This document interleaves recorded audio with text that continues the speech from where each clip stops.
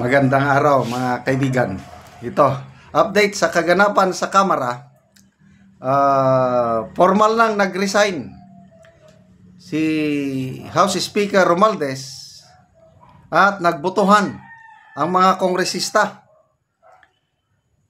Isa lang ata ang kandidato, si Congressman Faustino D. Kaya marami ang bumoto sa kanya. Kaya lang yung ayaw sa kanya, walang magawa kundi I abstain. Nako, ito, post ng 1PH. Nung tawagin ang mga pangalan ng kongresista, no, lalapit doon ng magboto, pupunta. So, halos lahat, normal lang. Congressman Juan de la Cruz of Batangas. Sabi niya, I vote for Congressman D as Speaker. Mga ganun lang. So, very secret ang botohan. Pagdating kay Kiko, naku, ito, tumakbo siya, tapos napakasimple yung sabi niya, tapos may nagtawanan, may pinalakpakan. O basahin ko ang posa. Napuno ng tawanan at palakpakan ang plenaryo ng Kamara noong mag-abstain si Cavite 4th District Representative Kiko Barsaga para sa botohan ng speakership sa Kamara. Matatandaan na sinabi ni Barsaga na susubukan niyang kunin ang House Speakership kay 1st District of Leyte Representative Martin Romualdez na nagbitiw sa posisyon ngayong araw.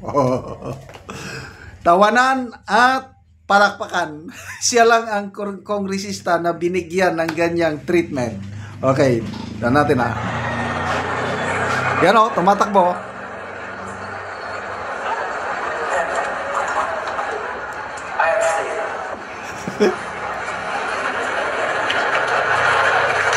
Ayun!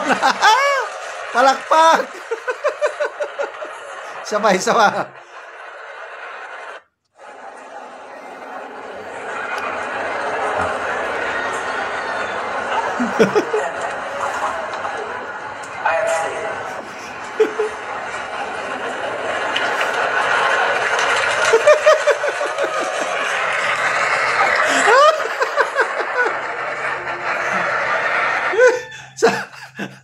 Anong ibig sabihin nun? Naghalo na tawanan at palakpakan.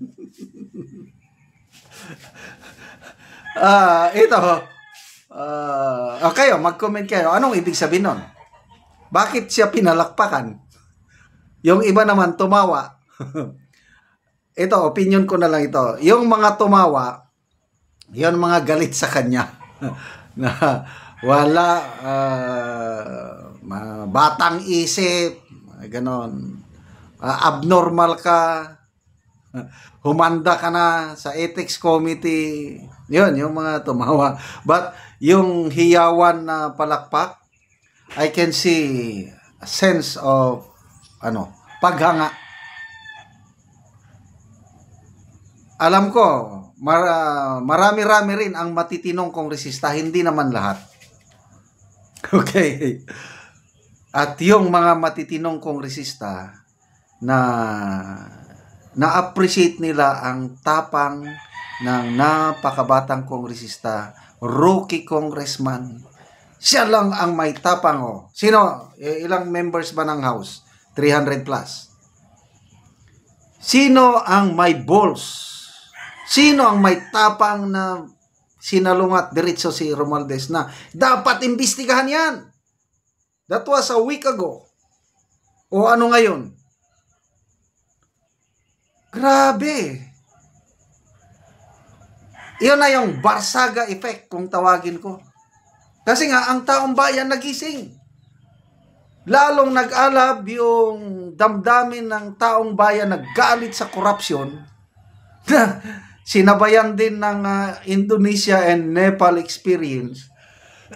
Tapos natakot na sila na wag na nating hintayin na mangyari sa atin sa Nepal. At ano yung spark yung mitsa. Sabi ni Teo Moreno, and I agree with Teo Moreno, sabi niya, it took a 27-year-old rookie congressman to finally push Martin Romualdez into declaring, I resign as Speaker of the House. So, kung sa Indonesia, yung mitsa o yung ignition, yung rallying point nila nung namatay yung delivery driver na sinagasaan ng police armored vehicle. Sumiklab ang galit ng Indonesian kaya ito. Yung Nepal naman, I believe na ang mitsa, ang pagsiklab ng galit, yung binan na sila ang mga tao, lalo mga Gen Z na gagamit ng social media, pinagbawal. Iyon ano. Ito naman, correct me if I'm wrong, sariling pananaw ko lang ito, nung magsalita itong Kiko Barsaga na imbestigahan si Romualdez, siyang unahin. Tapos sunod-sunod na yung tirada. Sabi niya, aagawin ko ang speakership kay Romualdez. He don't have the numbers, but he have the balls. Ano lang yun, tawag namin psychological warfare o pang ano lang, para mapag-usap. So, nag-respond ang taong bayan. Grabing panawagan. Galit na galit ng taong bayan. Ito na, napilitan ang isang untouchable. Ganon din ang description ni Kiko Barsaga kay Romualdez, untouchable. He thought he was untouchable, but after a week, isang linggong labanan, Lunes, nung ika'y binanatan, Martes, nagulantang ang karamihan, Miyerkules, umiyak ka sa aking harapan, Huwebes, nagtago ka. Ayun, isang linggong pag-ibig, isang linggong labanan ngayon. Resign ng Speaker of the House. Okay, magbasa lang ta sa mga comments. Ay, nako. Unbelievable. Ejem Dimaya, parang batang walang muwang, nagsasabi lang siya ng totoo, di tulad ng mas sobrang magulang sa pera. Tingnan mo itong mga paghanga sa batang ito. Erwin Payangupang, wag na kayo magtaga, si Robin nga nanalo sa pagkasenador. Jeric Cantada, si Raulo yung nagbutuhan pa kasi yun ang gusto ni Baby M. Santos Sandig, magugulat kayo sa 2028, senador na yan. Telay Alem, my balls, go Congressman Kiko.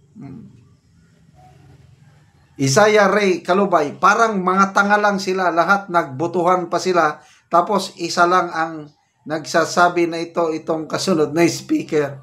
So mabuhay ka, Congressman Kiko Barsaga, ang boses ng sambayanang Pilipino. Dapat lang palakpakan natin, saluduhan natin ang magiting na kongresista. Okay, salamat mga kaibigan sa inyong pagsubaybay sa ating channel. Nakakatulong kayo ng malaki sa tribong Talandig ng Bukidnon dahil ang income natin sa channel na ito is pantulong sa tribo. Namimigay tayo ngayon ng livelihood assistance sa kanila, nagpapatanim ng saging lakatan at Arabica coffee. Panoorin niyo ang video na ito. Ko sa area sa ni Manoy Ricky ang itamnan og kape. So gitabangan siya ni Manoy Boy sa pag-abono og mag-spray. So akong bisit. Abono sa kape ni Ricky, gitabangan nako siya og pag-abono.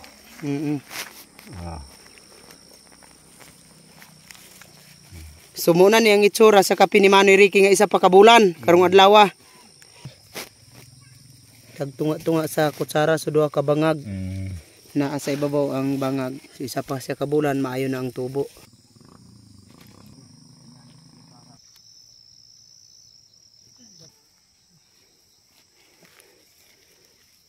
O kami nga nananom og kape 26 na may kapamilya. O ang among tanom nga kape 12,105 na kasidling. So tag 25 pesos ang kada usa. Dako-dako na gid ang among napalit sa kape. Karon nindot na gid kaayo ang tubo sa among mga kape.